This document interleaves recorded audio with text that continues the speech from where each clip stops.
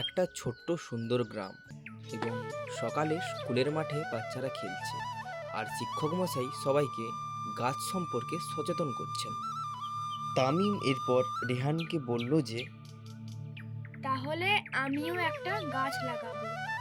রেহান তখন বলল যে তুই পারবি তো তানিম?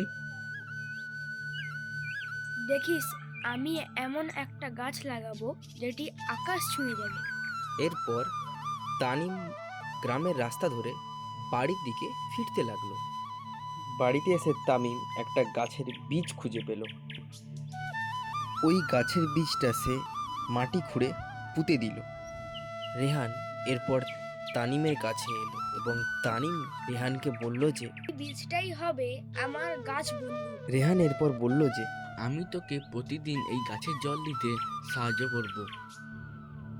এরপর থেকে অনেক দিন অনেক রাত কেটে যায়, কিন্তু সে গাছটির কোনো বৃদ্ধি দেখতে পায় না।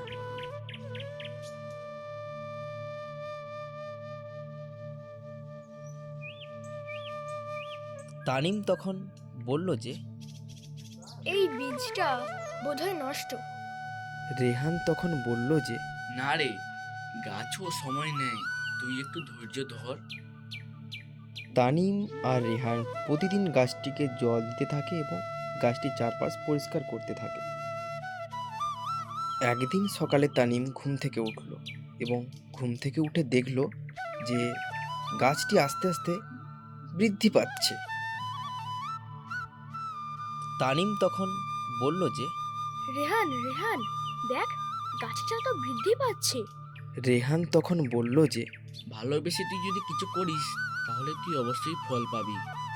এরপর থেকে তামিমাম রেহান প্রতিদিন ওই গাছটির খুব যত্ন নিতে থাকে। রেহান, তুই দেখ, এই গাছটাই হবে আমাদের বন্ধুর মতো। আরে আমিও তো এই গাছটিকে ভালোবেসে যত্ন করব।